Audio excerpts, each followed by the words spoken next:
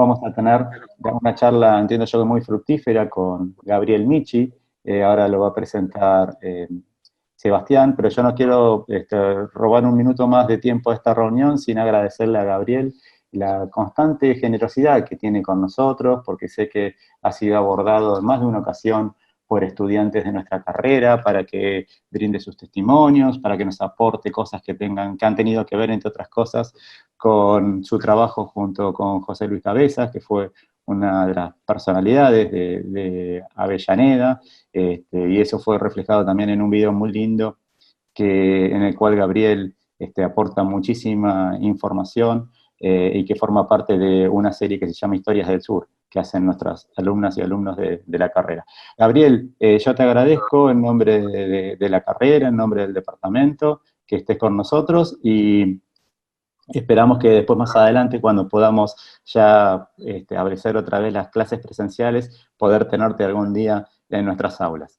Gracias. Muchas gracias, muchas gracias. Ojalá esto se dé pronto. Y sí, recuerdo especialmente el trabajo que hicieron este grupo de estudiantes de la universidad, en el homenaje a José Luis Cabezas, y el video que realmente tuvo una calidad impresionante. Para mí fue un placer poder colaborar. Buenísimo. Bueno, ya dándole apertura a la actividad de hoy, quiero primero felicitar tanto al director de la carrera, Santiago Albarracín, como al decano del departamento, Daniel Escribano, porque realmente estamos terminando una semana de una gran cantidad de charlas de enorme calidad en el marco de la Semana del Periodista. Así que bueno, estamos sumando una más entre las diversas y diferentes charlas que se dieron.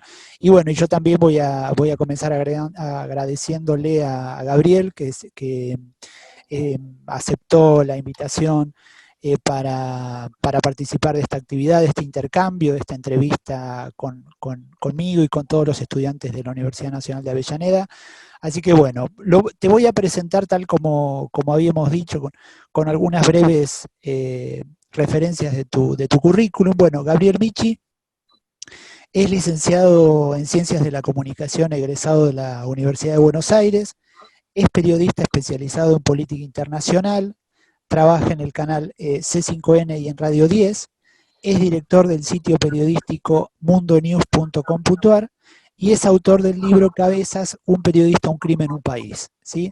Es brevemente una mínima descripción de la carrera de Gabriel, que la verdad que tiene una larguísima trayectoria y ha incursionado tanto en medios gráficos, digitales como electrónicos, y la verdad que todo lo que nos pueda brindar de su experiencia va a ser muy, muy valioso, porque realmente hace mucho que está en el periodismo y ha expuesto muchos frutos en ese sentido. Así que, bueno, te voy a hacer una primera pregunta para comenzar el intercambio. Yo te hago un par de preguntas y después la idea es que el resto de los estudiantes y de los aquí presentes, a los que les agradezco mucho a todos que estén presentes, porque también este es un horario medio complicado, es un horario por fuera de la franja del horario de las materias, por lo tanto es un poquito más difícil, y como decía hace un ratito también, igualmente es muy interesante. Por más que estamos pasando por un momento muy triste, con mucha incertidumbre y con muchas dificultades, es interesante, si hay algo bueno que tiene la posibilidad de manejarse a través de la virtualidad, es que podemos generar encuentros de una manera más simple, ¿no? No hay que moverse, pero bueno, es uno de los puntitos a favor de este momento que nos toca vivir. Bueno, y justamente como primera pregunta te quiero preguntar, ¿cómo ves un poco al periodismo, tanto a nivel local como internacional, en este momento de pandemia? ¿Crees que está cumpliendo el rol de manera correcta? ¿Cómo lo analizás? Hay muchas críticas en ese sentido. Otros piensan que no, que el periodismo está cumpliendo un rol prudente. Me gustaría saber cuál es tu mirada al respecto. Bueno, básicamente yo creo que hace muchos años el periodismo está atravesando una crisis de identidad muy importante, que se vio reflejado, sobre todo en el caso argentino en particular, también con los efectos de la denominada grieta, ¿no? Que han tenido consecuencias hacia adentro del periodismo, de un lado y del otro de la grieta justamente, porque, bueno, pareciera que muchas veces se ha dejado de lado la búsqueda de la verdad en función, o de las múltiples verdades, en función de los preconceptos ideológicos, políticos, económicos que uno tenga, y en definitiva eso lo que hace es sesgar la información y no cumplir que el periodismo tiene que tener, que es justamente brindar todas las opciones posibles y la pluralidad de ideas para que eso enriquezca la información que se le brinda a la sociedad. Eso previo a la pandemia. La pandemia y el efecto obviamente de la cuarentena nos planteó un montón de desafíos complicados, porque ya de por sí los periodistas veníamos en la Argentina de una situación muy delicada desde lo laboral, donde se han perdido más de 3.000 puestos de trabajo en los últimos años, y esto ha deteriorado también las condiciones laborales en las que trabajamos, y eso tiene una consecuencia en la calidad del periodismo que se ejerce y de la calidad de la información. Cuando un periodista tiene que tener 3 o 4 trabajos para poder llegar a fin de mes, obviamente no puede, en definitiva, dedicar la misma energía que podría dedicarle si tuviese un solo trabajo a cada una de sus notas, ¿no?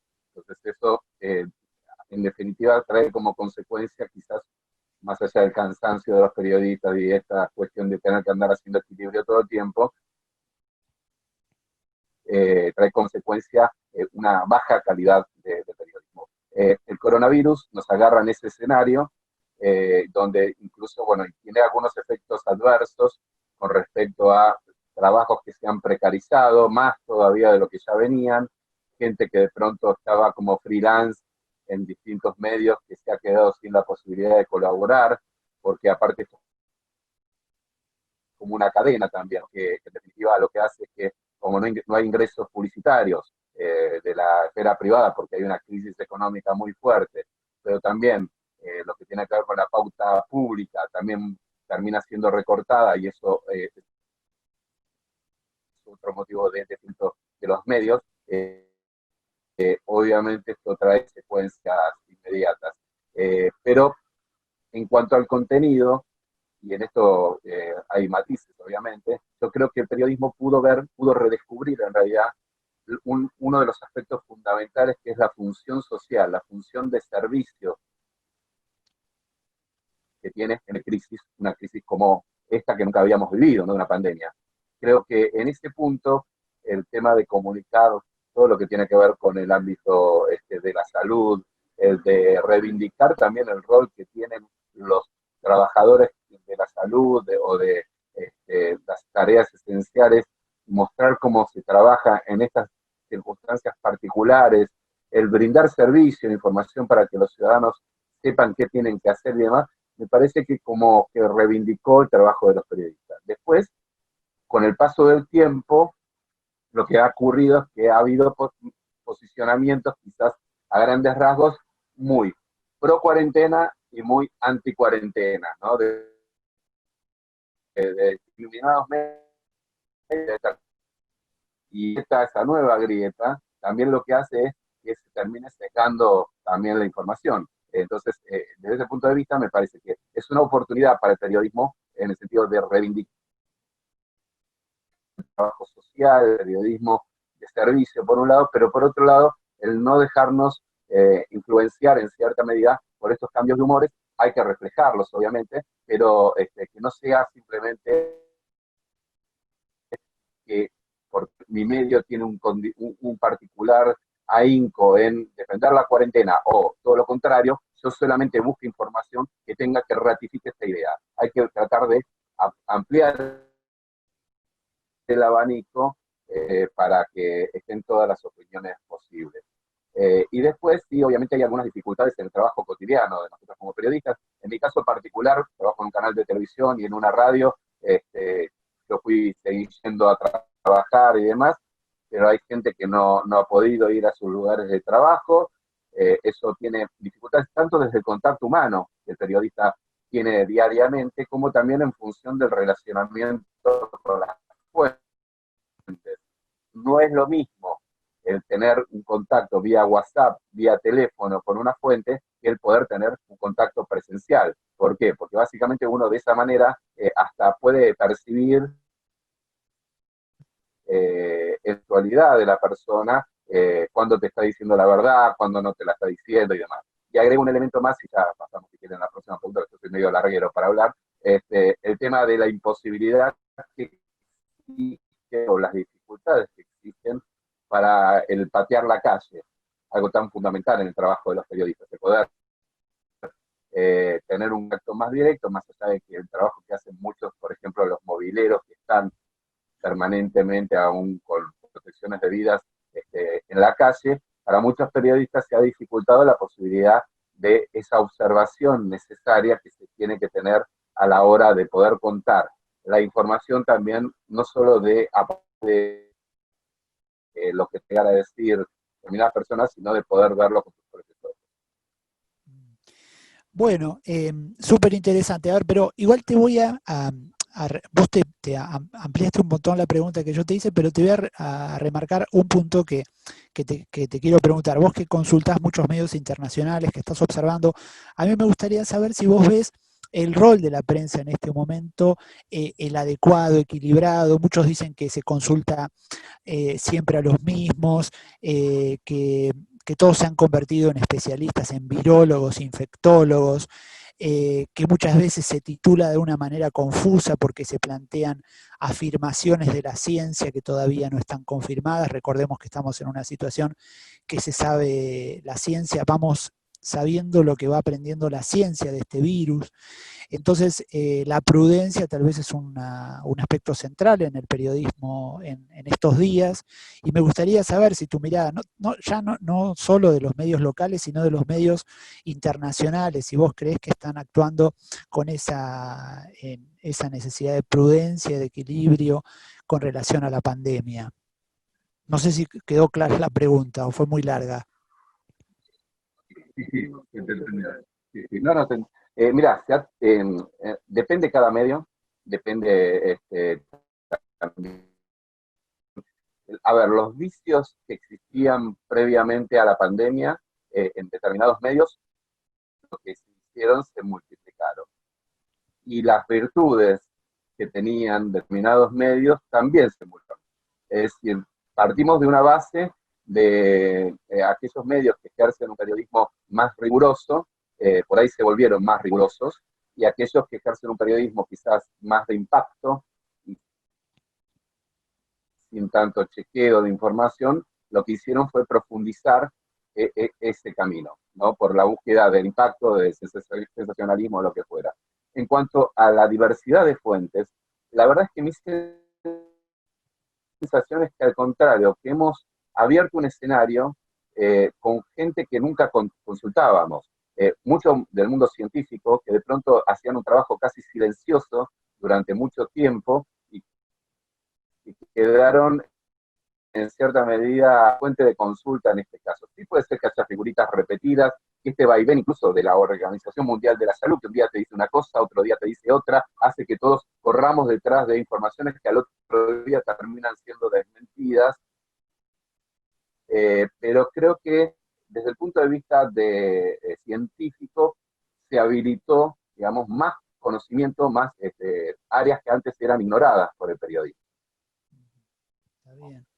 Incluso Bueno, te digo, mira, un recurso que se ha utilizado mucho acá en la Argentina, perdón, completo con esto, un recurso que se ha utilizado mucho en la Argentina y mucho también en otros lugares del mundo, son las comunicaciones, ¿no? Con personas, en el caso de Argentina, con argentinos que están en distintos lugares del mundo. Sí. No, que se te había ido la voz ahí justo. No. No, te decía que un recurso que se ha utilizado mucho en la Argentina y en el mundo es esto de las comunicaciones vía Skype para tener actos de presencia también desde otros lugares. Y eso antes no se hacía, la verdad se hacía, o se usaba menos. Creo que en este punto hay un enriquecimiento en cuanto a la diversidad. Bárbaro, justo, sí, sí, es cierto, yo coincido con vos en que son nuevas formas, ¿no?, que se están descubriendo de cómo abordar historias, de cómo abordar distancias que antes tal vez no, justamente por esa imposibilidad no se tomaban y ahora se empiezan a recorrer.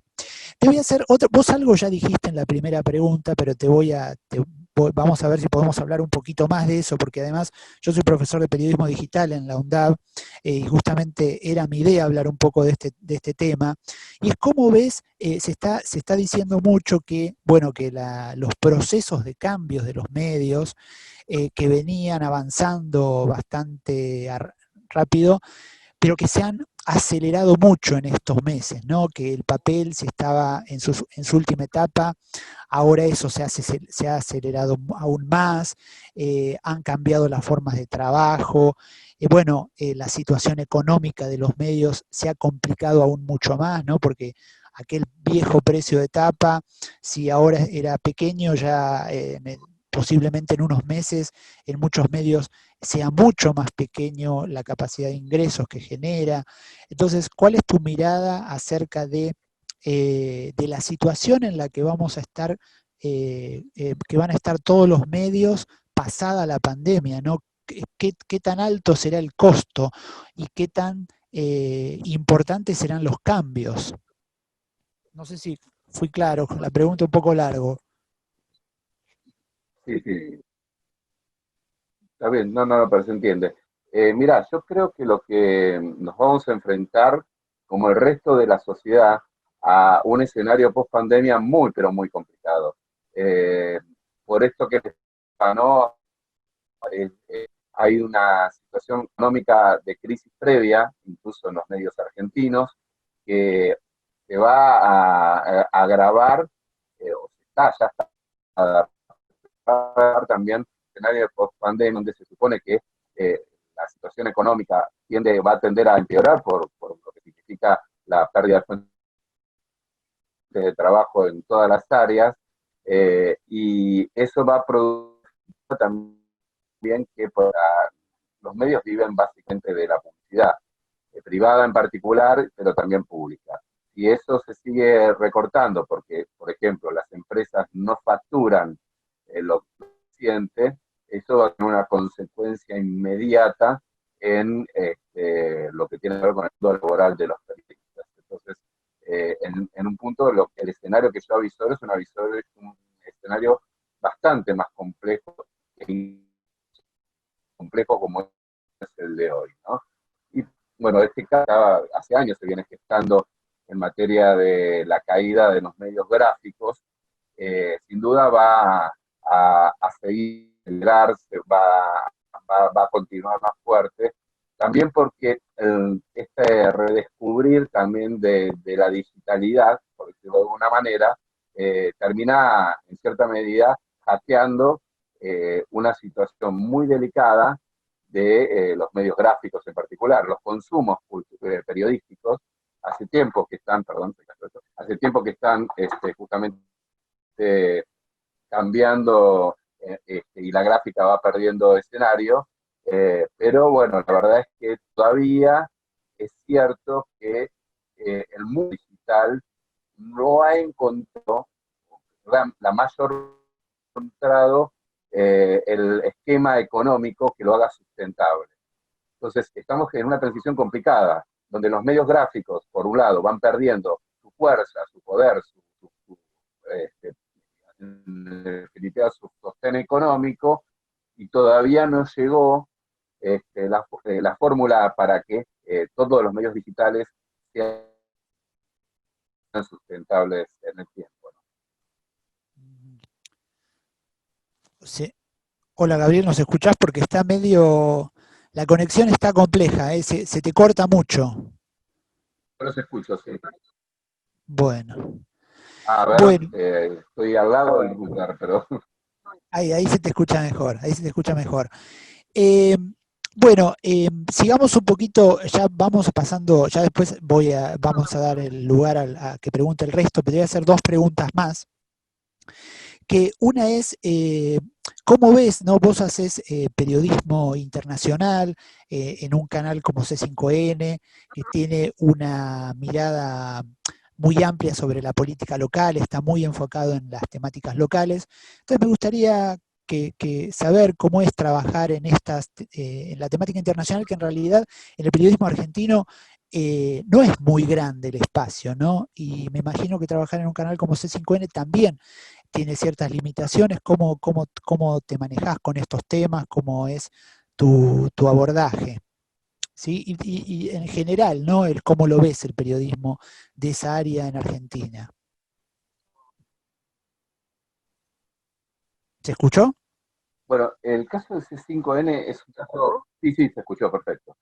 Sí, el caso de C5N es un caso particular para lo que tiene que ver con la cobertura de temas internacionales. Primero que nada porque creo que es el único canal de noticias que tiene al menos 4 periodistas especializados en temas internacionales, ¿no? Que son Andrés Repeto, Diego Morán, Pedro Brieger y yo, ¿no? Esto ya es una extrañeza porque en general los temas de política internacional están muy marginados en los medios, en todos los medios, pero particularmente en los medios televisivos. Obviamente, el escenario de coronavirus a nivel mundial es como que reinstaló la cobertura de temas internacionales, ¿no? Y hoy por hoy tenemos mucho más espacio para poder desarrollar nuestros temas que en otras épocas. Obviamente, el tema es que la agenda está muy apretada hoy en torno al coronavirus. Entonces, lo que uno trata de hacer es de intentar vincular todo lo que tiene que ver con el tema sanitario de coronavirus con la explicación de por qué un determinado presidente o un determinado gobierno toma determinadas decisiones políticas en torno al tema sanitario. Porque, en definitiva, cuando vos planteas que Boris Johnson, en un principio, el primer ministro británico, tuvo una política negacionista del tema coronavirus y del impacto del coronavirus y después se repitió siendo el mismo víctima de esta enfermedad, o planteas la postura de Donald Trump, que es quizás el más fiel representante de esta negación, pese a que los datos lo muestran a Estados Unidos con el país de más contagios y más muertes, muy bueno, y a nivel regional, obviamente, el caso Bolsonaro. Todo esto tiene que ver con cuestiones que identifican políticamente a esas personalidades. Entonces, es imposible entender una crisis sanitaria de un determinado país sin entender cuáles fueron las formas, digamos, los lineamientos políticos que el gobierno que conduce ese país tiene y tuvo anteriores al coronavirus, ¿no? Entonces, nos sirve para poder explicar a quienes hacemos coberturas internacionales ese tipo de cuestiones, como también la cuestión social, porque el impacto que está teniendo a nivel, digamos, internacional, mucho tiene que ver con las condiciones sociales previas que tenían cada uno de esos países, o las condiciones vinculadas a sus sistemas de salud. Entonces, desde ese punto de vista, es un momento ideal para el periodismo internacional en cuanto a tener un mayor despliegue y mayores posibilidades de poder desarrollarlo, incluso en los medios audiovisuales que por ahí giran mucho en torno a la agenda local. Bien, buenísimo. Decime, ¿y vos crees que la pandemia va a dejar cambios de relevancia a nivel política internacional? ¿Crees porque algunos sostienen que va a dejar cambios muy importantes y otros dicen que después va a seguir todo igual, ¿no? ¿Vos crees que esto que está pasando con una potencia como Estados Unidos, que tuvo un tan mal manejo de la pandemia a nivel geopolítico internacional, si realmente crees que va a haber cambios, que van a ser cambios relevantes, que van a afectar a todos los países? ¿Cuál es tu mirada como periodista de política internacional? Es una pregunta un poco difícil, ¿no? Porque nadie lo sabe, pero... Mira, yo sabes que cuando empezó, te cuento, cuando empezó todo el tema de la pandemia, yo me acuerdo que escribí una nota que lo publiqué en el sitio web mundonews.com.ar, que era, en un escenario tan complejo, era buenas noticias en medio de la pandemia, ¿no? Y uno de los puntos que yo marcaba es que como esta pandemia puso en evidencia muchas de nuestras enfermedades sociales, digamos, desde el punto de vista de la indiferencia que hemos tenido para el mundo científico, la falta de inversión en materia sanitaria, estoy hablando a nivel mundial, no solo de la Argentina, ¿no?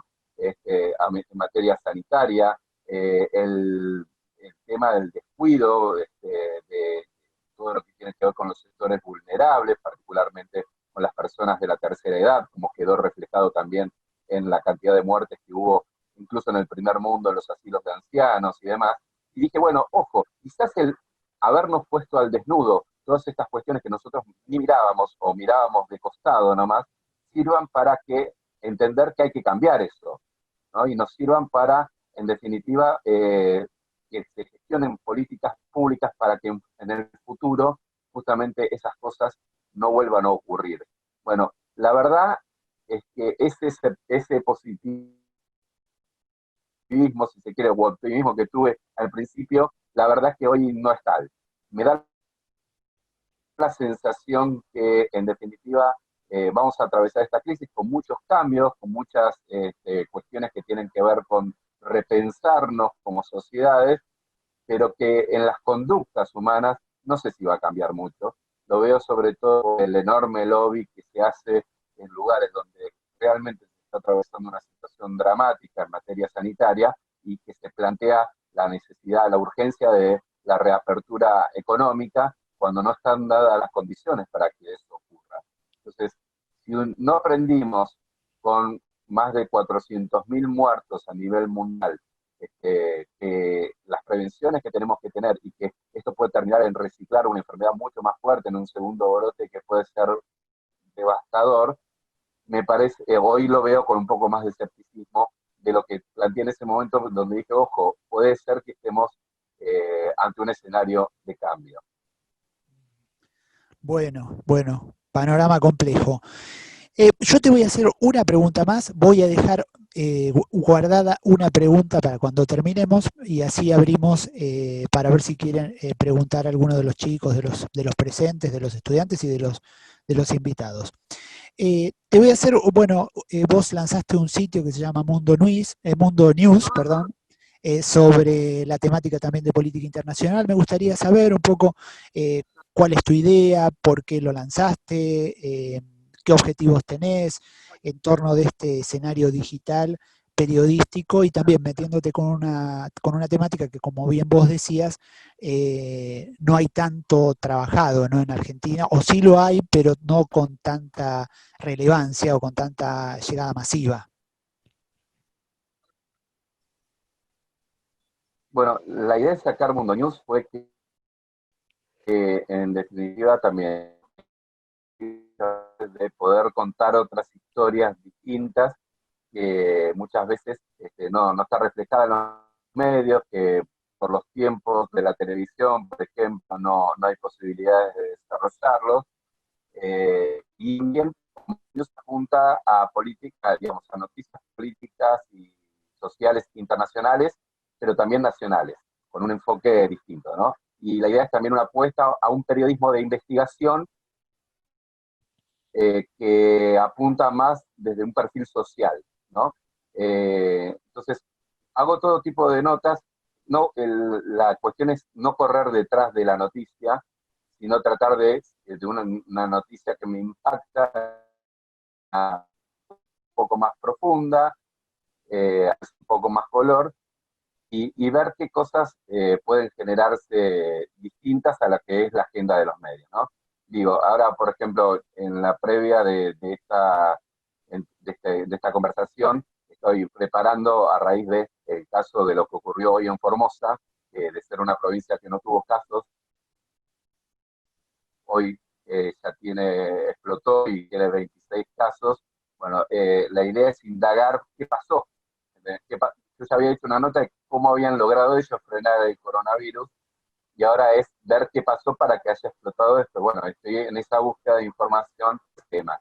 Pero después, por ejemplo, otra nota que hice esta semana es una nota sobre Donald Trump que en cierta medida pinta su actitud de desprecio hacia todas las recomendaciones sanitarias que se han hecho, pese a tener más de 100.000 muertos en Estados Unidos, donde, por ejemplo, visitó una fábrica de productos medicinales en Maine, y ¿qué hizo? Lo hizo sin barbijo y tuvieron que tirar toda la producción de lo que hicieron durante la visita de Trump, porque, bueno, y eso es un gesto que tiene una demostración en sí misma y que va más profundo, va hacia la actitud que tuvo Donald Trump en todo este tiempo, que llevó en definitiva a Estados Unidos a estar donde está en materia sanitaria. La idea de la página es poder contar esas historias distintas, profundizarlas y en definitiva poder volcar información que hoy por ahí en los medios no está volcada. La ventaja que me da el hecho de, como por mi trabajo en C5N, hacer toda una recorrida por medios de todo el mundo bien temprano a la mañana y ver por dónde viene la agenda y descubrir como estas perlitas que después me ayudan a profundizarlo, ¿no? Bueno, muy claro, Gabriel. Bueno, Santiago, ¿te parece que abramos a ver si alguno de los asistentes quiere preguntar algo, si hay alguna pregunta? Sí, para eso vinimos. Buenísimo. Bueno, si alguno quiere preguntar algo, simplemente levante la mano o activa el micrófono y pregunta, ¿sí? ¿Lo manejamos así, Santiago? O si Ya no, te sigo digo. preguntando yo. No, Yo no, no, no, tengo me unas parece cuantas bien, porque preguntas más. también hemos usado en otras charlas anteriores el recurso de la ventana de chat que tenemos generalmente a la derecha, para que por lo menos vos puedas ir teniendo una idea de cuáles son las preguntas por venir y quiénes serían sus protagonistas. Ah, bueno. Bueno, si alguien quiere preguntar, lo hace por el chat o de alguna manera, y si no, sigo yo. Si alguien, ahí yo quiero preguntar, bueno, bueno, ahí tenemos dos preguntas. Bueno, empezamos con Sol Ayelen Estambuli, ¿sí? Bueno, hola a todos y todas, gracias por el espacio. Quería preguntarte, Gabriel, ¿qué consejo nos podrías dar a toda la nueva generación de periodistas como para defender la libertad de prensa a pesar de toda la hegemonía mediática que existe y que pareciera prevalecer a lo largo de las décadas? Bueno, a ver, la libertad de expresión y la libertad de prensa está obviamente atravesando una situación compleja, porque, bueno, previo al escenario incluso de pandemia, ¿no? Porque sí es cierto que hay una enorme, digamos, concentración de medios en pocas manos, y esto termina siendo un enorme limitante para la diversidad de voces. Lo que sí es cierto es que este escenario de las redes sociales, las posibilidades de nuevas formas de comunicación, es como que rompe un poco esos muros.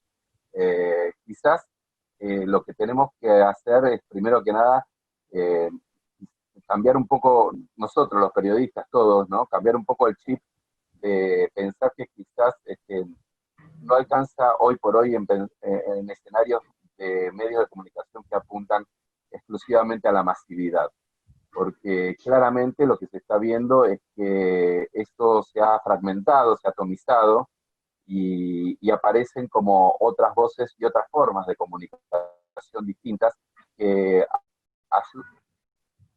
ayudan en cierta medida a romper ese bloque que aparece en la actuación. Creo que hoy por esta lógica que imperó durante muchos años de esta cosa binaria de emisor, mensaje, receptor, ya no existe, y que todo el tiempo están apareciendo distintas formas de comunicarse que rompen con este condicionamiento unilateral que antes dominó durante años los medios. Creo que a eso hay que apuntar, por un lado, pero también sabiendo que son escenarios muy difíciles, sobre todo para conseguir un trabajo con el cual te alcance para vivir exclusivamente del periodismo o de un solo lugar del periodismo. Eso es una realidad que se vive acá y que está viviendo en gran parte. Bueno, perfecto. Bueno, vamos ahora a la pregunta de Gastón Rojas, ¿sí? Sí. Hola Gabriel, buenas tardes. ¿Me escuchás, Gabriel? Hola, Buenas tardes. Sí, sí, te ¿me escuchamos, te escuchás? escuchamos. No te Sí, escucho, sí. no te veo, pero te escucho. Tengo dos preguntas para hacerle. La primera es, Sí, ¿cómo sí, ve yo la te situación escucho. económica, social en Venezuela y Brasil? Y la segunda es, ¿cómo influye el coronavirus en la región? A ver, esperen que se me cayó el celular. Ahora, a ver si puedo.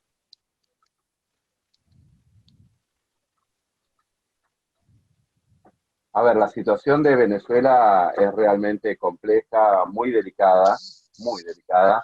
Era así antes del coronavirus. Tenemos muchas dudas de la información que está dando el gobierno de Venezuela sobre el tema de la cantidad de casos que hay allí, porque son relativamente muy pocos. Hay quienes te dicen que, yo hablé con colegas, bueno, si nosotros hablamos de grieta, bueno, Venezuela es 10 veces peor que lo nuestro, ¿no? Es una grieta que incluso puede costar la vida, ¿no? Para un lado o para el otro. Pero entonces es buscar información veraz, pero bueno, uno va conociendo colegas que son serios y en cierta medida lo que dicen es que quizás también haya habido menos contagios de los que se dice con respecto al coronavirus, justamente por la situación de aislamiento internacional que tiene Venezuela, por un lado, más allá de que hay una sensación de que hay un subregistro importante en cuanto a la cantidad de fallecidos y que muchos fallecidos que mueren por coronavirus no son testeados, por lo tanto es imposible saber si realmente el número que da el gobierno es el que se ajusta a la realidad. Después, obviamente, atraviesa una situación social muy fuerte, con enormes responsabilidades, tanto del gobierno de Nicolás Maduro como de la oposición, que ha sido una oposición muy mezquina entre ellos mismos, sectores de la oposición, y que con tal de cosechar beneficios propios han dilapidado la posibilidad de una unidad que en definitiva sirva para competir electoralmente con el chavismo, ¿no? Pero bueno, es una situación muy delicada, con índices sociales de los cuales hoy no tenemos certeza porque son versiones, son dos mundos distintos que te cuentan, quienes están cerca del gobierno de Nicolás Maduro y quienes están justamente en la vereda de enfrente. Por lo tanto, encima de eso es difícil tener un diagnóstico con toda la información adecuada, ¿no? Bueno, buenísimo, perfecto. Vamos a, son unas cuantas preguntas, así que ahora eh, sería Marta Arévalos. Ella hace ¿cómo fue? Te pregunta Marta Arévalos, ¿cómo fue tu adaptación en el pase del periodismo gráfico al periodismo digital? La dejo acá en el chat. A ver, en realidad yo del gráfico tuve como una especie de simultaneidad con la radio, ¿no? Y entonces, bueno, a mí de todos los medios, si me dan a elegir, el que más me gusta es la radio, porque tiene esto nunca se dijo, ¿eh? Tiene una magia especial, tiene un contacto con la gente increíble y realmente es así. Yo tuve muchos años haciendo gráfica y para mí el medio más transparente de todos para poder desarrollar las tareas es la radio. Después, hace unos años ya estoy incursionando en la televisión. Eso fue lo que más me costó de todo, la verdad, porque para quienes tenemos por ADN de gráfica también, el salto a la televisión se choquea con los tiempos de la televisión, con la forma de abordaje que tiene la televisión, donde si no tenés un video, por ahí una noticia importante no tiene espacio. Entonces, eso fue un trabajo difícil. Y en cuanto a lo digital, soy medio troglodita en lo digital, porque vengo de otra generación. Estuve, por ejemplo, para sacar el sitio web, previamente hice millones de cursos de cuestiones web y de investigación, periodismo de investigación vía internet y demás, y me costó muchísimo. Pero bueno, con la página fui incursionando en otro tipo de formato que tiene parte gráfica, si se quiere, por la escritura, pero también una parte más vinculada a tecnología que estoy aprendiendo todos los días sobre la marcha. Buenísimo, bueno, muchas gracias. Ahora, Fátima Cejas quiere preguntar. Fátima, Hola, ¿se escucha bien? perfecto. Sí, sí. Hola, ¿qué tal, Gabriel? Hola. Hoy estuve leyendo tu nota de Trump de la fábrica de cotonetes. Me llamó la atención que hayan tenido que tirar, bueno, toda la mercadería por la presencia del zinc, los insumos que eran necesarios. Y te quería preguntar, vos como periodista internacional tendrás algún tipo de mirada más amplia. ¿Cómo ves el escenario electoral en Estados Unidos? ¿Puede ser reelegido Trump? Va a depender mucho de lo que pase en materia de empleo. Antes de que aparezca la pandemia de coronavirus, era claro que Donald Trump iba a opción, porque básicamente hay que decir que los números en materia de empleo le daban la derecha. De hecho, pensemos en esto, habían logrado bajar a un 3,2% de desempleo, algo que no se lograba en los Estados Unidos desde hace 50 años. Y eso, sin duda, lo posicionaba de un lugar distinto. Con la actitud que Trump ha tenido irresponsable en materia de la pandemia y sus actitudes permanentes desafiando al ámbito científico, lo cual trajo consecuencias, porque las consecuencias están a la vista, ¿no? Esto que mencionábamos, 100.000 muertos en Estados Unidos, mucho más de los que tuvieron, por ejemplo, en la guerra de Vietnam, casi el doble prácticamente van a llegar a tener, y también, por otro lado, 2 millones de contagiados. Esto tiene un impacto muy fuerte. A todo eso se sumó en los últimos días lo que fue la actitud de Donald Trump frente al crimen de George Floyd, ¿no? Este hombre afroamericano asesinado por la policía de Minneapolis, y las marchas que hubo y la respuesta a esas marchas tratando de militarizar las calles. Eso incluso hay sectores de los republicanos que lo rechazaron abiertamente. Entonces, pero el tema ahí, la clave de todo es qué va a pasar con respecto al tema desempleo. Porque, por ejemplo, la semana pasada, de que comenzó la pandemia a tener presencia en Estados Unidos, se perdieron casi 40 millones de trabajos, la población argentina más o menos. Y la semana pasada, un racón se hace de la cantidad que pide subsidios por desempleo, había bajado y se habían generado 2 millones de empleos nuevos en esa semana. Por lo tanto, Donald Trump salió a festejar por todos lados diciendo, vieron que el tema de reabrir la economía es fundamental y que gracias a esto estamos generando nuevo empleo. Bueno, ¿qué pasó? La semana siguiente cayó 1,5 millones. Nuevamente hay 1,5 millones más de gente que pidió subsidio. Entonces, de esa realidad, de lo que pasa en materia de empleo, va a ser la clave para que en noviembre sepamos si las encuestas las encuestas más serias de Estados Unidos le dan entre 7 y 10 puntos de diferencia a Joe Biden, el candidato demócrata, y eso es un tema difícil de remontar, más si sigue haciendo bacanas, ¿no? Bueno, muchas gracias. Tenemos una pregunta de Marta Flowers que quiere preguntar, y después tenemos 3 preguntas que te las voy a leer, que son de Antonella Gatti, de Jorliana Offerman y de Liz Spett. Ahora vamos con Marta Flowers, ¿puede ser? Marta Flowers, Hola. ¿estás por ahí? Sí, buenas tardes, ¿me escuchan? Sí, perfecto. Perfecto. Buenas tardes, Gabriel, y a toda la audiencia. Bueno, mi pregunta es con respecto al periodismo de investigación. En tu libro mencionás que creaste el método, un Excalibur casero, lo nombrás, y bueno, saber qué otros métodos utilizás ahora para organizar la información de lo que tiene que ver con periodismo de investigación. Bueno, en el caso cabe que se trata esto del Excalibur caseros, en el caso Cabeza se utilizó por primera vez en la historia argentina el sistema Excalibur. Creo en ese momento, hoy que es historia, ¿no?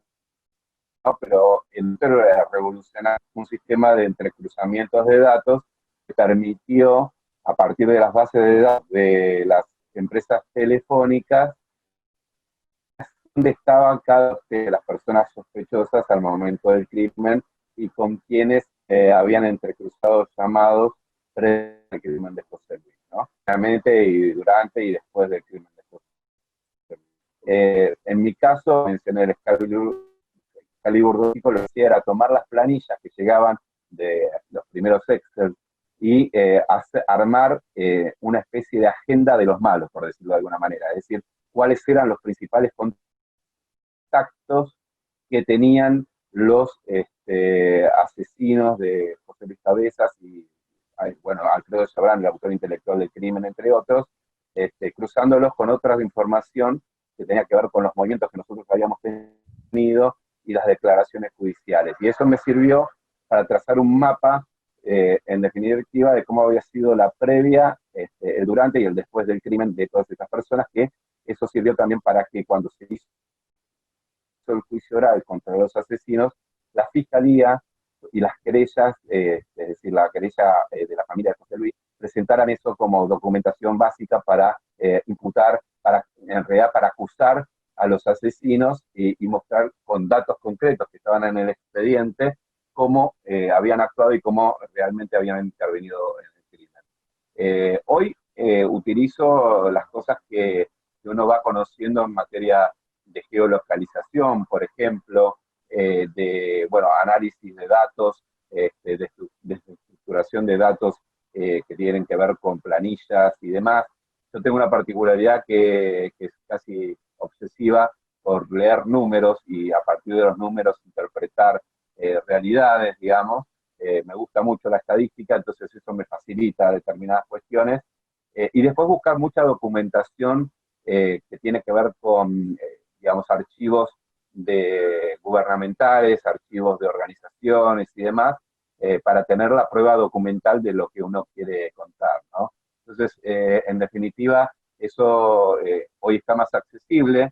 No todo está accesible. Hay lugares donde uno tendría que poder ir para tramitar determinadas cuestiones que no están habilitados, como la Inspección General de Justicia, por ejemplo, para averiguar empresas y demás. Pero la tecnología ha facilitado mucho de ese proceso, pero una de las cosas que más estoy utilizando es el tema de geolocalizaciones para poder, en cierta medida, dar una información adicional a quien lee mis notas, ¿no? Buenísimo. Bueno, te voy a hacer 3 preguntas juntas, vos las contestás para que podamos responderlas todas. Bueno, la primera de Antonella Gatti, que pregunta, ¿qué le recomendarías a estudiantes de periodismo a los que les interesa dedicarse al periodismo internacional? Esa es la primera. Después, Victoria Fiata, hay una pregunta acá de Jorliana Offerman, pero no la entiendo bien. En todo caso, después mejor la repetí, Jorliana, y la hacemos. Victoria Fiata pregunta, ¿cuáles son las herramientas que debemos tener en cuenta en mayor medida para abordar el periodismo digital? ¿Sí? Después, Lisa Spet pregunta, ¿cómo puede hacerse un periodismo que no esté teñido por las tendencias políticas? ¿Se puede hacer ese tipo de periodismo? Bueno, ahí te doy te lanzo estas 3 y después seguimos con algunas otras que hay pendientes. Te las repito porque fueron unas cuantas. Bueno, sobre el tema... No, está bien. Con respecto al periodismo internacional, el primer consejo es leer mucho de prensa internacional,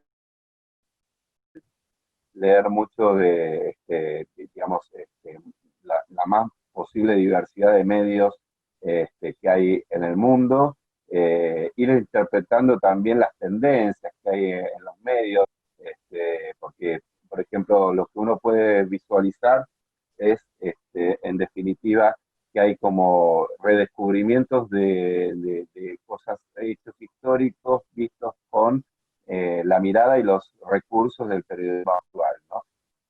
Y, por ejemplo, estar atentos al trabajo que se hace.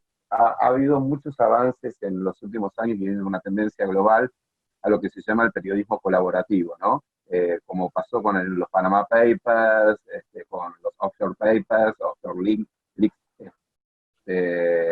y demás, asociaciones de periodistas o a través de organizaciones o a través de periodistas individualmente convocados, una interconexión con periodistas de otros lugares del mundo para hacer una cobertura global sobre un tema determinado, ¿no? Se han generado consorcios, como por ejemplo el que fue el de los Panama Papers y demás, pero después hay como una búsqueda permanente hay temas que son comunes a todos, y es muy difícil interpretar, digamos, una realidad si uno no tiene conocimiento de cómo esa misma realidad se representa en otros lugares del mundo. Entonces, generar redes de contacto entre periodistas es muy importante para poder avanzar en estas cuestiones. Y sobre todo esto, ¿no? Leer mucho de los medios de afuera y tratar de ver, en definitiva, cuáles son los posicionamientos. Uno, antes de leer cada medio, tiene que tener en claro desde dónde escriben, o sea, desde qué posicionamiento ideológico o político escriben, para poder interpretar esa información.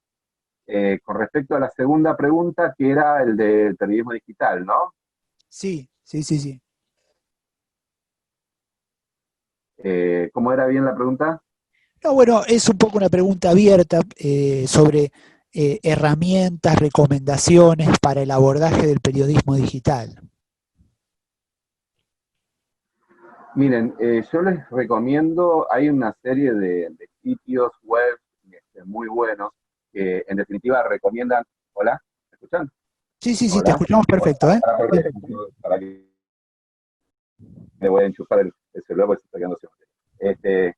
De periodismo digital de calidad, por ejemplo, lo que están haciendo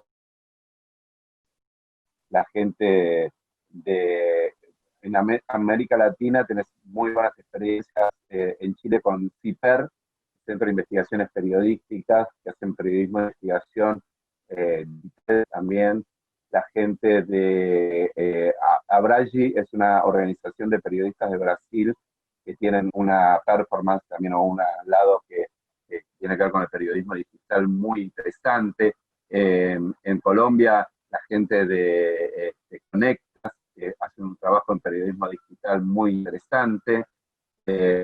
Bueno, a mí uno de los lugares de periodismo digital que más ha crecido y que más premios ha ganado internacionalmente es la gente del Faro, en El Salvador, recomiendo especialmente el faro.net, es buenísimo, han ganado múltiples premios y hacen un periodismo de investigación social impactante que es súper recomendable. Está la gente de La Silla Vacía en Colombia, ahí no recuerdo el nombre, la verdad, no me acuerdo cómo se llama, de Colombia también, que hace, por ejemplo, todo un registro digital de los casos de las muertes violentas en Colombia.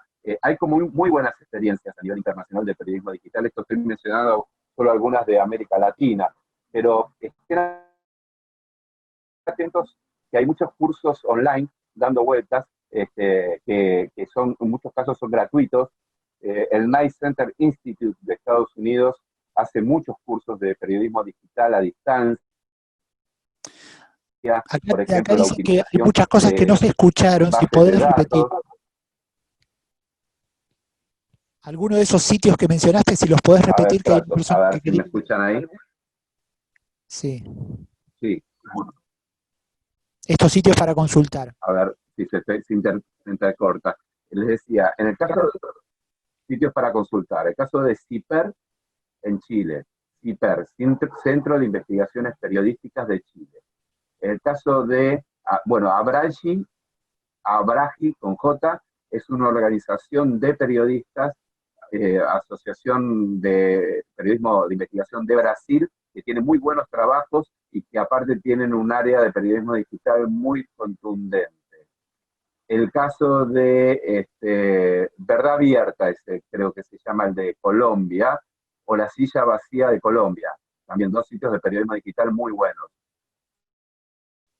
.net de El Salvador, realmente un trabajo impresionante, ganador de muchos premios con sus investigaciones sobre las maras en todo el territorio centroamericano. El sitio, estoy tratando de hacer memoria de todos, pero bueno, en Perú existe, hay un centro de investigaciones periodísticas que conduce Gustavo Gorriti, googleenlo, Gustavo Gorriti, y también hace periodismo de investigación digital.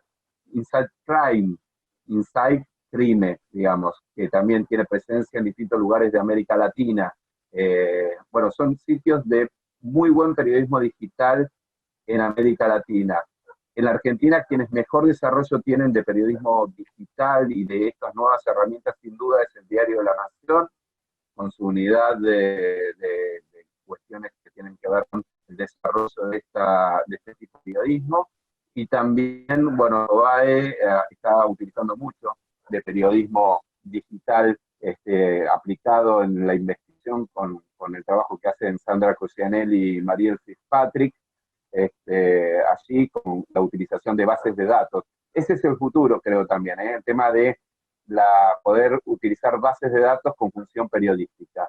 Y después les recomendaba que estén atentos a cursos que se dan online, que son gratuitos, muchos de ellos, por ejemplo, los que organiza el Knight Center Institute, Knight con K al principio, el Knight Center Institute de Estados Unidos, que hace cursos para toda América Latina, con docentes de América Latina, que pues, en muchos casos son de habla hispana, y que, por ejemplo, uno de los más utilizados es el curso que tiene que ver con la utilización de bases de datos en función periodística. Así que hay como herramientas para tratar de salir de la agenda del día a día y buscar temas que implican mayor profundidad.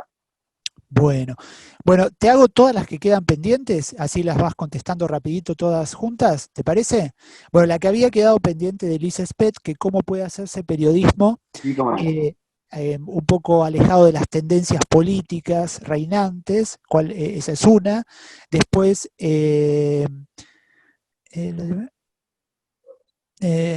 no, acá hay otra. Cree que el conflicto de seguridad informática de las antenas 5G de Huawei con países como Estados Unidos, entre otros, se termina o se amplía o va a crecer. Después, si la pandemia...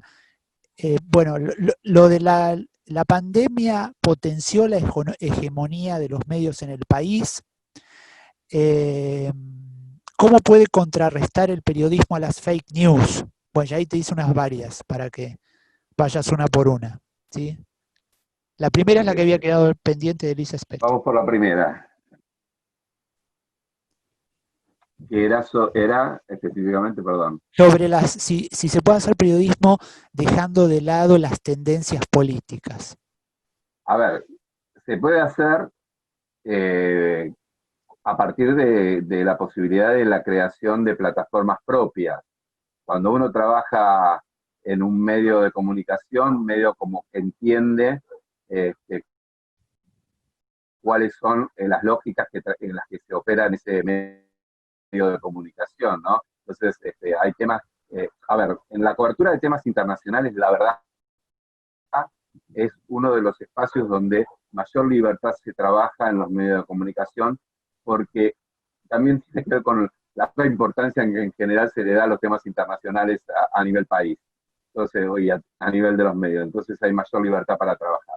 Pero los medios grandes tienen sus tendencias y demás, uno siempre tiene que tratar de colar la información de la manera que pueda, y si uno insiste con poder publicar determinadas cosas y en su medio no se lo permiten, lo que puede hacer en definitiva es tratar de que esa información llegue al público de otra manera, es decir, llegue a través de otro medio que no tenga esa limitación, o de pronto a través de la utilización de redes sociales o de sitios web propios, para que romper ese bloqueo que puede llegar a haber en los medios, de acuerdo a cuestiones ideológicas, políticas o económicas. Buenísimo, bueno. Después la otra es un poco sobre sobre el tema de la problemática 5G. Hola. Gabriel. Sí, bueno, ahí hay una guerra, sí, hola. Se te fue la imagen, ¿eh? Hola, ¿me escuchás? Ahí te escucho y te vemos, ahí sí, ahí te escuchamos y te vemos. Hola. Sí, perfecto, ahí sí. Perfecto. Bueno. Estaba el tema de 5G. Lo de la 5G, Huawei y Estados Unidos, a ver, ahí lo que está en juego es una guerra enorme, comercial, del 5G, sí, exactamente. Decía que lo que está en juego ahí es una guerra mucho más grande que tiene que ver con la, quién es el país hegemónico en el mundo, si Estados Unidos o China, donde se mezclan la guerra comercial por un lado, pero también la guerra tecnológica por el otro. La verdad es que yo creo que, porque la pregunta era si esto iba a parar o iba a crecer. No, yo creo que va a crecer y que lo que vimos ahora es apenas el inicio de un conflicto, que lo que se viene va a ser mucho más fuerte porque tiene que ver con quién domina esa tecnología. Es una tecnología hiper sofisticada y que en definitiva también pone en juego la discusión con respecto a la privacidad, ¿no? Porque la tecnología 5G es también, así como tiene un enorme potencial, es también bastante peligrosa desde el punto de vista del manejo de la información personal. Perfecto. Bueno, después otra pregunta que te hizo Pablo Díaz es si crees que la pandemia potenciará o potencia la hegemonía de los medios en el país. No escucho. No, te hago otra pregunta. Pablo Díaz te pregunta si la pandemia va a potenciar aún más la hegemonía de los medios en el país, o sería, o no sé si se refiere al poder de los medios hegemónicos. Hola, Gabriel. Uy, se nos fue. Ahí está. Volviste, Gabriel. Hola.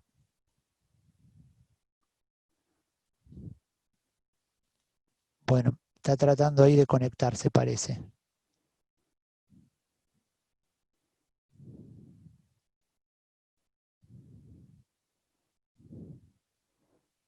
Hola. Bueno, pues me parece que, a ver si... Hola, ¿me escuchan? Sí, ahí te escuchamos. Hola. Sí, te Hola. escuchamos. ¿Nos escuchás vos a nosotros? Ah, se entrecorta.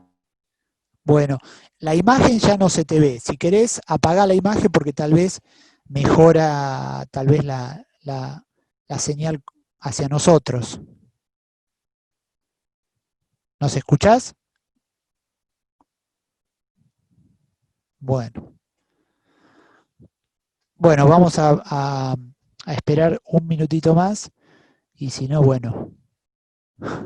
Acá dice...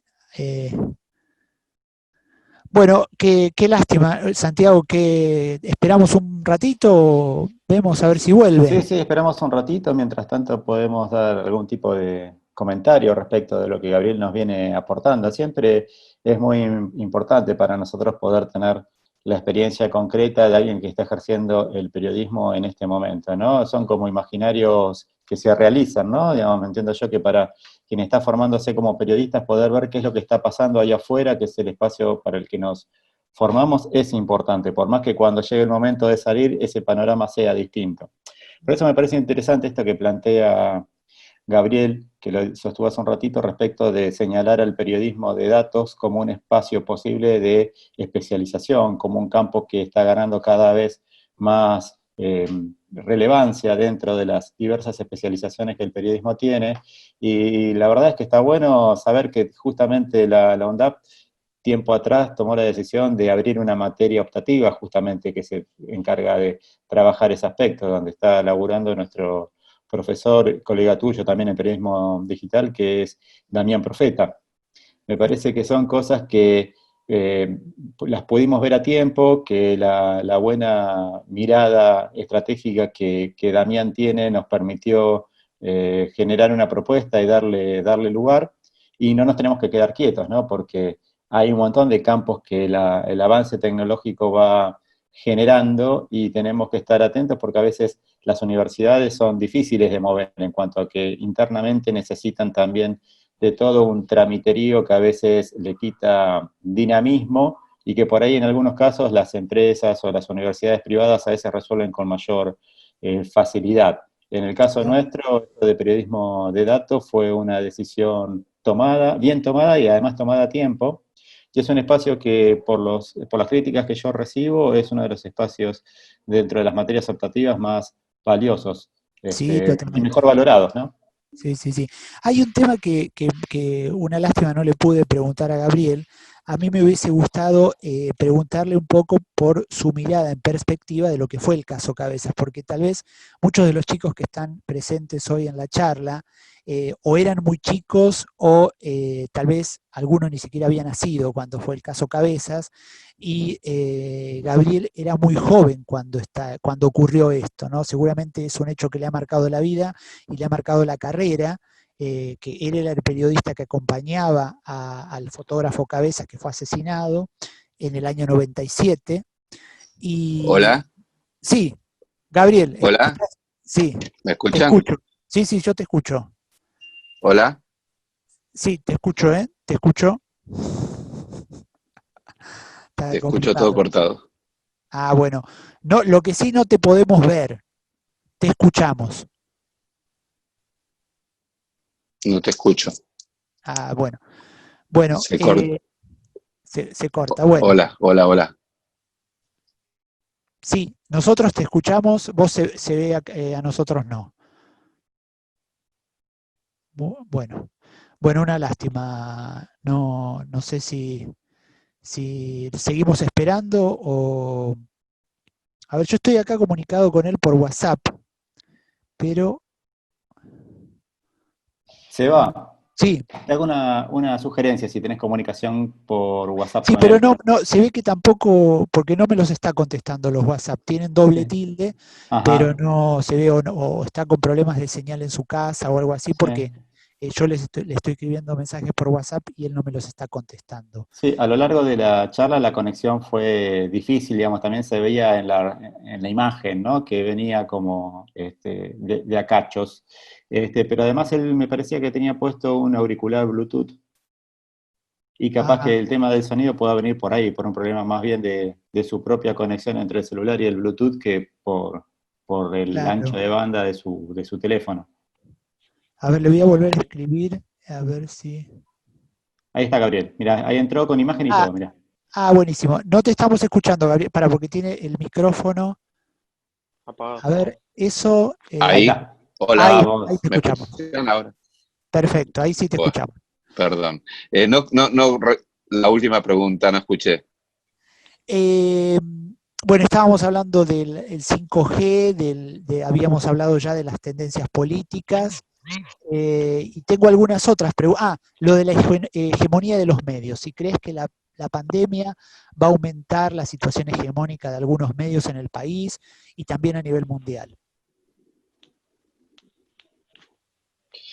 A ver, el escenario de pandemia sirvió para que aparezcan, digamos, esto que mencionaba al principio, una especie de redescubrir de los medios tradicionales, sobre todo la televisión, ¿no? La televisión, de hecho, ha aumentado mucho su rating en materia, sobre todo, de canales de noticias, previo a la pandemia, y obviamente esto sí termina siendo como una suerte de reposicionamiento de la hegemonía que estos medios tienen.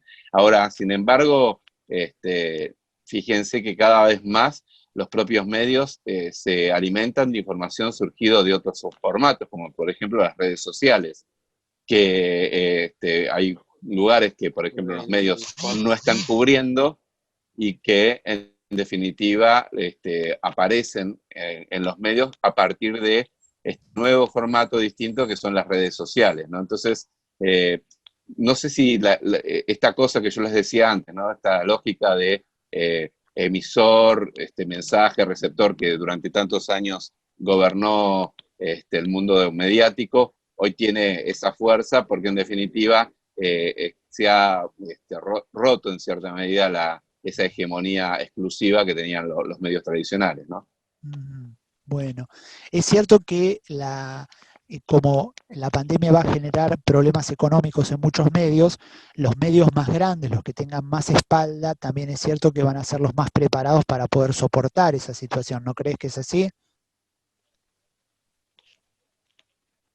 Sí, sin duda, sin duda. Esto, como cada crisis, los que salen siempre ganando, o ganando, los que menos pierden son los medios grandes, ¿no? Entonces, y a riesgo de que los medios chicos puedan desaparecer, ¿no? Entonces, y eso termina como consecuencia, en cierta medida, refortaleciendo a los medios tradicionales, ¿no? Pero sí, lo que pasa es que creo que este escenario tan atípico que tenemos con el tema de la pandemia va a golpear a todos. Bueno, después hay otra pregunta acá que dice, como periodistas, ¿cómo nos debemos posicionar frente a las fake news con relación a la pandemia? La pregunta la hace Hugo. Yo creo que justamente en esto hay una responsabilidad especial de los medios de comunicación en detectar esas fake news y denunciarlas, porque en definitiva lo que se está poniendo en juego es la vida de la gente. Entonces, esto es en definitiva una forma, un instrumento en realidad, el tema de chequear la información y denunciar lo que es falso, que es clave en este momento donde la pandemia arrecia, digamos. Entonces, en definitiva, me parece que justamente lo que tenemos que hacer es, cuando detectamos que una información es falsa, tratar de desmentirla por todos los canales posibles, ya sea también a través de las redes sociales, y si uno trabaja en un medio de comunicación, con más responsabilidad que en otras circunstancias. Sobre todo porque hay un bien superior a todo esto, que es la salud de todos. Bien, bien. Después, ¿crees que con la pandemia se han dejado de lado otros conflictos internacionales, como por ejemplo la separación de Cataluña de España? Esta pregunta la hace Antonella Gatti.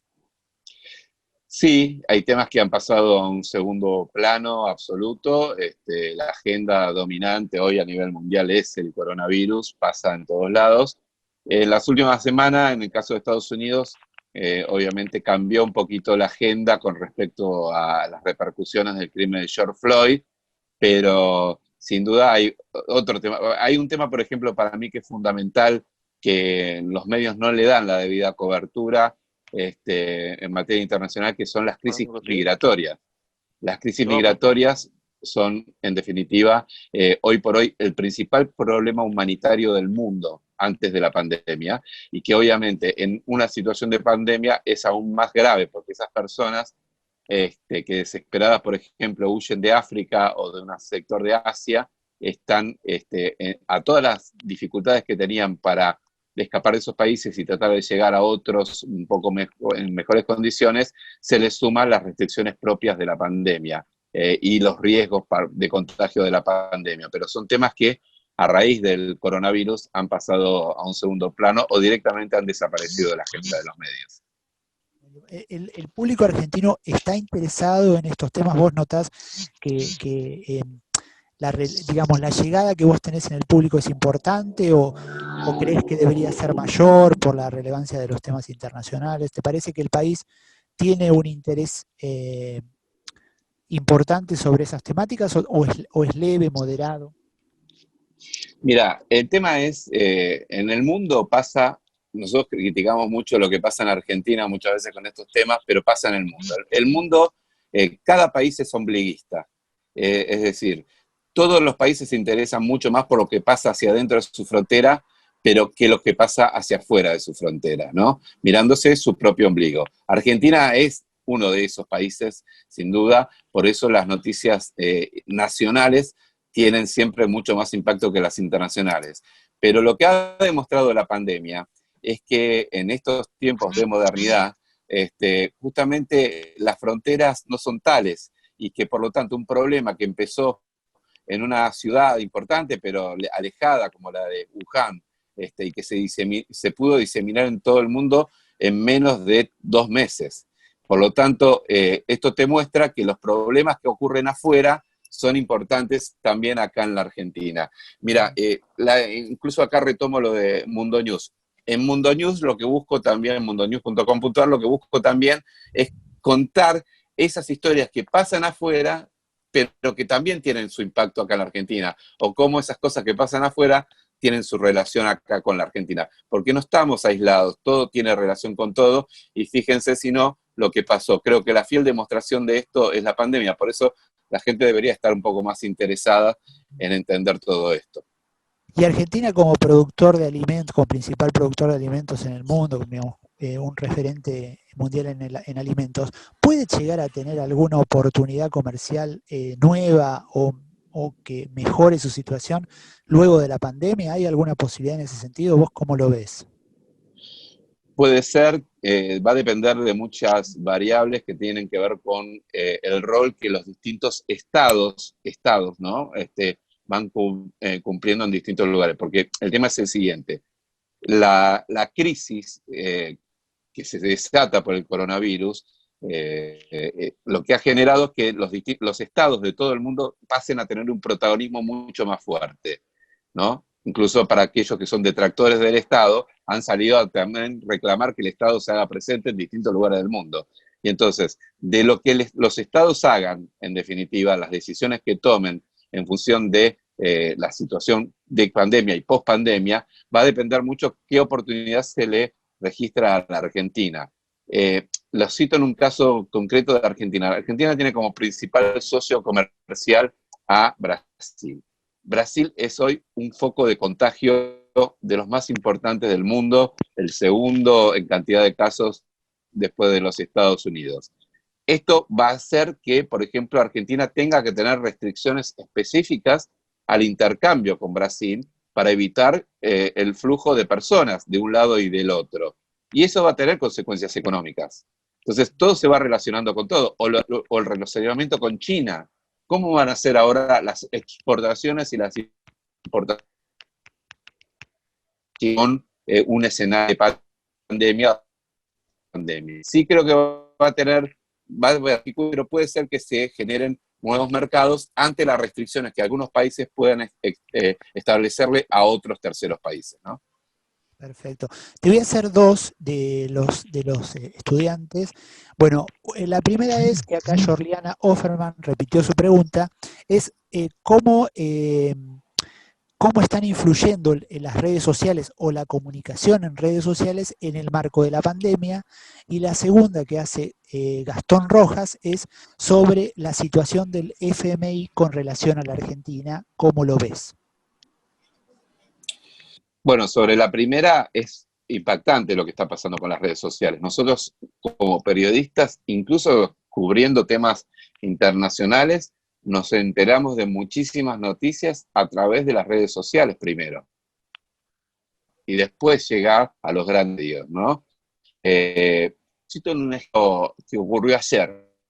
Ayer enteramos que Rockville San Martín, hubo una crisis donde la gente viajó colgada con el riesgo de contagio que eso tiene justamente a través de las redes sociales.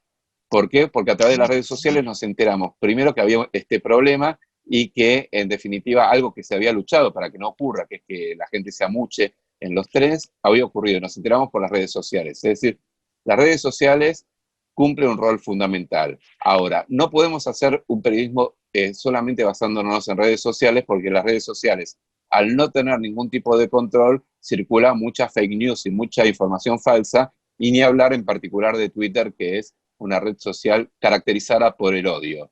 Entonces, hay que tener mucho cuidado en eso. Uno tomar como desinformación, pero después ir a chequear si realmente ocurrió. Si es un... Porque después... Fondo Monetario Internacional, a ver, el fondo, creo que esto es mal de mucho consuelo de tonto lo que voy a decir, ¿no? Pero creo que la crisis internacional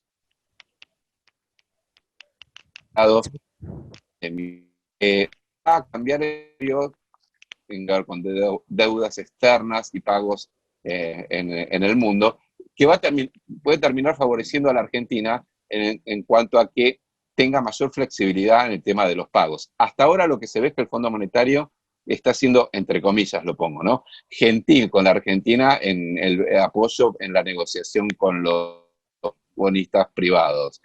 Pero bueno, con el Fondo Monetario Internacional nunca se sabe, ¿no? La verdad que hoy le conviene eso, si mañana le conviene otra cosa, va a dejar en banda a la Argentina como lo ha hecho en tantas otras ocasiones, ¿no? Pero sí creo que el escenario de crisis internacional puede terminar siendo una buena oportunidad para la Argentina, los acreedores externos, por ejemplo, que necesitan cobrar la deuda argentina, saben que no es lo mismo en un escenario donde el mundo está creciendo, cómo pueden ajustar las tuercas en esta demanda, que en un escenario donde el mundo está en recesión, ¿no? Bueno, si se dan esas dos escenarios, ¿no? Por un lado, que comercialmente de alguna medida nos veamos beneficiados y al mismo tiempo el FMI, por la situación conflictiva, termina siendo un acreedor benevolente, sería una situación bastante optimista para la Argentina, ¿no? Podría ser. Sí, ojalá lo sea, sí, ojalá lo sea, Ojalá. porque si no tenemos todos los problemas que ya arrastrábamos de antes nosotros, sumados a los que se van a generar por la pandemia, ¿no? Por la pandemia. Bueno, y tengo la última pregunta de los asistentes, ¿sí? Que es de Fernanda Quintas, que pregunta sobre,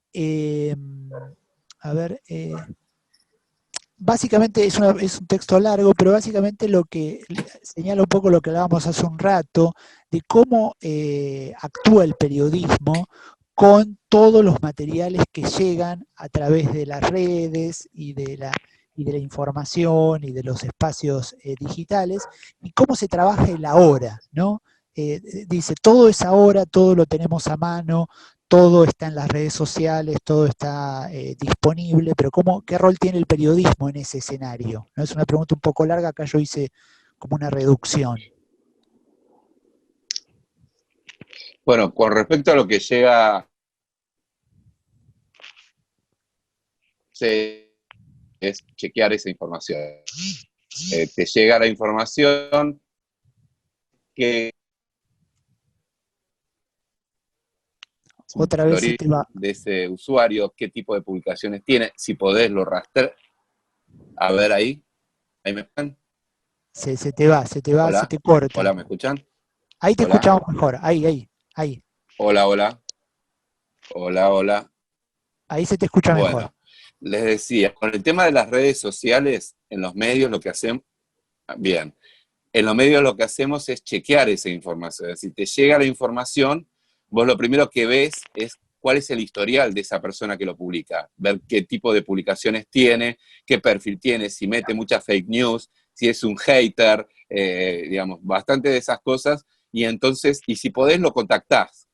Si no, lo que haces es, lo que se denuncia ahí, chequear con la fuente directa, suponete que sea, denuncian que en un hospital están acumulando a las personas en un pasillo, y te mandan una foto o publican una foto de fake. Bueno, ¿qué haces? Llamás al hospital, hablas con el personal del hospital, buscás la información. No podés largarlo de cero, de la nada misma, sin chequearlo, porque es una irresponsabilidad absoluta. Entonces, lo que hace uno es eso, tomás la información como disparador, pero la chequeás periodísticamente, ¿no? Y lo otro era... No, bueno, básicamente el ahora, ¿no? ¿Cómo manejarse con el periodismo, con la inmediatez en este momento, cuando la gente tiene la inmediatez en su teléfono? Es un poco una interpretación que hice yo de lo que ha lanzado, de lo que ha escrito Fernanda. Sí, bueno, el ahora tiene que ver mucho con la cantidad de fuentes de información que tiene el periodismo, digamos. A nosotros, en nuestro celular, todo el tiempo nos están llegando información de último momento de gente que ya tenemos corroborada, que es seria o que son organismos oficiales y demás. Entonces, eso te facilita el tema de el salir, esta competencia que hay, sobre todo en la televisión, de ser los primeros, la primicia de contar algo, antes que el resto de los medios, ¿no? Entonces, desde ese punto de vista, pero porque previamente tenemos corroborado que esa información parte de una fuente confiable. Por más que, a ver, confiable no quiere decir que nosotros comportamos su ideología, su posicionamiento político, lo que fuera. Tiene que ver con que no te va a mandar fruta, digamos, que no te va a mandar información falsa, ¿no? Así que, bueno, desde ese punto de vista, en definitiva, lo que uno hace es tener esa red de contactos que todo el tiempo te llega información. En el tema internacional, muchos de nosotros tenemos sistemas de alerta de noticias de último momento en medios importantes del mundo que sabés que son confiables y que tienen buena actualización de datos, ¿no? Entonces, desde ese punto de vista, también, bueno, te llega información de primera mano y para la cobertura internacional te sirve mucho para el último momento internacional, ¿no? Buenísimo. Bien que hay que remarques que siempre en periodismo chequear la información es fundamental, ¿no? Hoy que estamos expuestos a infinidad de opciones informativas y a infinidad de alternativas para informarnos, el chequeo, cuando nosotros estamos en el rol de periodista, siempre lo importante es chequear y que esa información confirmar que sea verdad, ¿no? Bueno, yo creo que no hay más preguntas de los asistentes. Así que bueno, yo te voy a hacer una última. ¿Te parece, Santiago, que haga una última? Adelante, adelante. Se lo merece. Bueno, dale. Bueno, yo quería hacerte una pregunta un poco relacionada con el caso Cabezas, ¿sí? Dado que escribiste el libro. Bueno, vos eras muy joven cuando te ocurrió, estuviste en esta situación tan traumática, tan dramática y tan injusta, ¿no? del asesinato de Cabezas, de un periodista, que fue realmente una conmoción nacional lo que ocurrió en ese momento, ¿no? ¿Vos qué edad tenías, Gabriel, cuando ocurrió? 28 años tenía. 28, bueno. ¿Cómo han pasado ya 23 años, ¿no? de aquel hecho? Entonces me gustaría, hay Exacto. muchos chicos acá que son muy jóvenes, que tal vez no lo recuerdan, o si o tal vez solamente se lo han mencionado, pero bueno, me gustaría que ofrezcas tu mirada en perspectiva después de 23 años, que cuentes un poquito para aquellos que son muy jóvenes y que no recuerdan qué es lo que ocurrió, qué país era aquel de aquel momento, qué qué cambios hubo, también qué cambios hubo en el periodismo de investigación, cómo ves el periodismo de investigación de aquella época a la actualidad, y más que nada que reflejes un poquito tu vivencia, que eras un periodista joven y te ocurría esta situación que supongo que ha marcado tu vida y tu carrera, ¿no?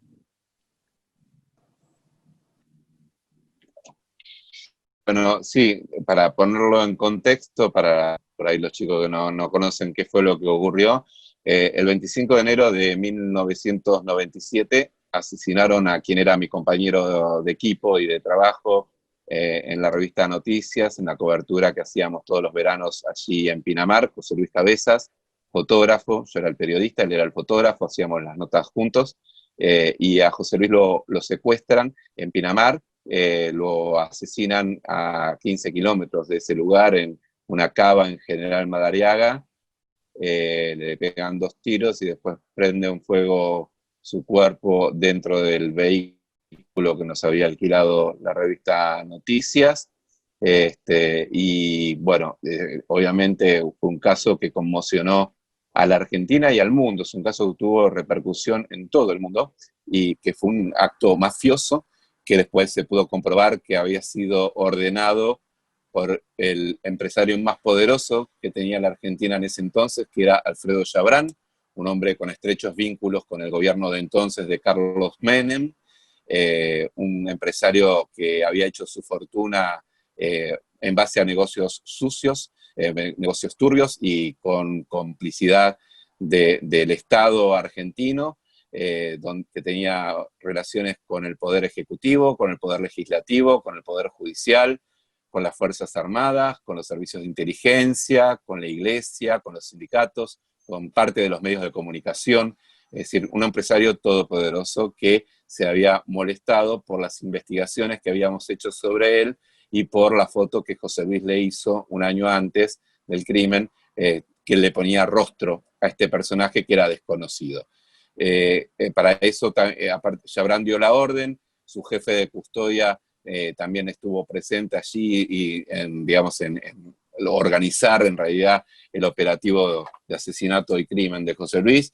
Contrataron a un policía de la costa que a su vez subcontrató a una banda de delincuentes que lo ayudaron en este asesinato conocido como Los Horneros. Después, también con la complicidad de la policía local que liberó la zona para que el crimen pueda pasarse, y con policías que le pasaban información sobre todos nuestros movimientos al grupo, a la banda de asesinos que termina matándolos, ¿no? El crimen, les decía, fue un impacto general, y obviamente en mi caso personal fue un impacto muy duro, porque José Luis no solo era mi compañero, sino que también era mi amigo. Y bueno, haber visto lo que vi en esa cava terrible cuando tuve que descubrir en realidad que porque no, había una persona muerta, calcinada, y nadie sabía quién era, y llegué a este lugar llevado por la policía, buscándolo a José Luis, que no lo encontraba, y ver ese cuadro fue un impacto terrible, que es el día de hoy que me sigue marcando, ¿no? Y después, digamos, sobre el contexto era de un país muy corrupto, de un gobierno de Carlos Menem que obviamente estaba trazado justamente por esa corrupción que en definitiva había favorecido a grupos empresarios como el de Alfredo Chabrán, ¿no?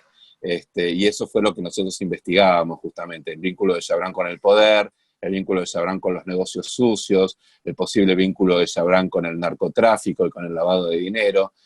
Bueno, y lamentablemente a raíz de todo esto terminan asesinándolo a José Luis. Yo tenía 28 años, me puse como meta no dejar nunca de luchar por el esclarecimiento del caso. Se lograron condenas ejemplares a los asesinos. Chabrán se suicidó escapándose de la justicia cuando fue declarado el autor intelectual del crimen. El resto fueron presos, pero bueno, después la justicia argentina les dio la posibilidad de salir en libertad, y hoy están todos libres antes de tiempo.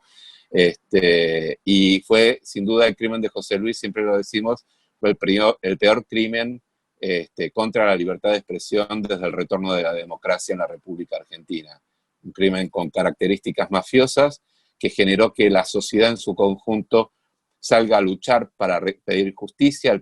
Todos los periodistas nos unamos en ese reclamo, y que incluso José Luis Cabezas se convierta como en un símbolo de todos, donde justamente la frase "no se olviden de Cabezas", pasaron 23 años y sigue estando vigente en la memoria de todos, y en particular en la memoria de todos los periodistas. Y hay un dato que a mí me impresiona mucho. Yo hice un trabajo buscando todos los lugares que recuerdan a José Luis Cabezas en el país, ya sea monumentos, calles. Bueno, hace poquito fue noticia un barrio muy humilde que tuvo caso de coronavirus, y que fueron iniciativas de la gente para recordar a José Luis, que nunca conocieron, y sin embargo se comprometieron, y encontré 70 lugares en todo el país, los geolocalicé, publiqué el mapa, de hecho, contando los lugares donde hay monumentos, y este es un fenómeno que nunca pasó en ningún lugar del mundo. En ningún lugar del mundo un crimen de periodistas generó lo que generó en la Argentina el crimen de José Luis Cabezas, ni tampoco generó que la sociedad se sienta tan conmovida y tan vinculada con el periodismo y genere este ejercicio de la memoria permanente. No te escucho. A ver. Hola, hola. Hola. Hola. Hola, discúlpame, había apagado el micrófono. Sí. Bueno, te agradezco mucho por todas tus palabras. La verdad que hablamos de un montón de temas. Hemos hablado del periodismo internacional, hemos hablado del periodismo digital, hemos hablado mucho del periodismo frente a la pandemia. Es decir, en más de una hora y media hemos abordado un montón de temas que me parece que fueron muy interesantes. Te agradezco mucho por tu aporte, te agradezco mucho por esta última descripción, por este último relato tan detallado de esa historia tan dolorosa, que seguramente muchos chicos que son jóvenes acá no la conocen en detalle, así que venga de uno de los protagonistas es muy valioso, y el relato me gustó mucho escucharla. Sí, así que bueno, nada más que agradecerte, y bueno, le doy la palabra al director de la carrera, Santiago Albarracín, para que cierre, y bueno, gracias, Gabriel. Y gracias a todos los asistentes, y gracias a todas las preguntas, que fueron todas súper interesantes.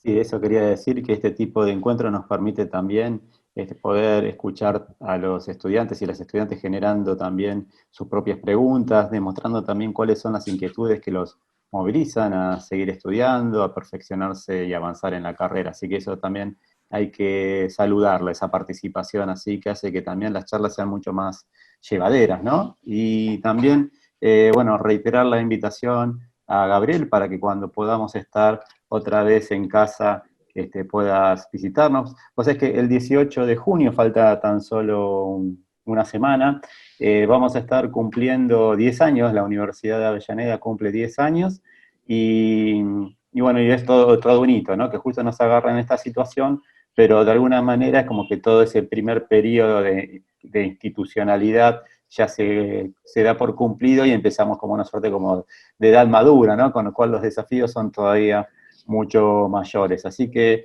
te reitero el agradecimiento, sabemos que siempre está cerca. También mandarle saludos a Gaby Karchak, tu compañera que estuvo acompañándonos también en una actividad el año pasado, siempre tan amable y dispuesta. Sí, por supuesto. Y bueno, y te invitamos a que también puedas estar al corriente de nuestras actividades también, porque en cualquier momento surge también otra invitación o algún otro cruce entre lo que es el desarrollo profesional y los espacios de formación. Bueno, déjame que les agradezca a ustedes, realmente fue un placer enorme poder compartir este momento, agradecerles a ustedes dos por la organización de todo esto, pero aparte también a los alumnos que hicieron muy buenas preguntas, muy, muy interesantes, y simplemente dejarles un último mensaje. Con todo el panorama oscuro que yo les planteé, todas estas cuestiones digamos, de cierto escepticismo de lo que pasa en los medios, igual quiero decirles que sigan adelante, porque el periodismo es una profesión maravillosa, espectacular, que tiene, decía García Márquez, que es la forma más divertida de ser pobre, ¿no? Y la verdad que es un oficio maravilloso que les va a llenar de experiencia, y lo que sí les marco es que lo que nunca deben perder de lado cuando hacen periodismo, sea cual sea la rama de periodismo que hacen, que desarrollen, es la humanidad. Pensemos que siempre detrás de cada historia que nosotros contamos, del otro lado hay personas, que podemos ser nosotros el día de mañana, y que en definitiva tenemos que ser responsables doblemente por esta circunstancia de esta función social que cubrimos. Así que adelante y a no bajar los brazos, es algo hermoso el periodismo, pese a todo y pese a todas las dificultades.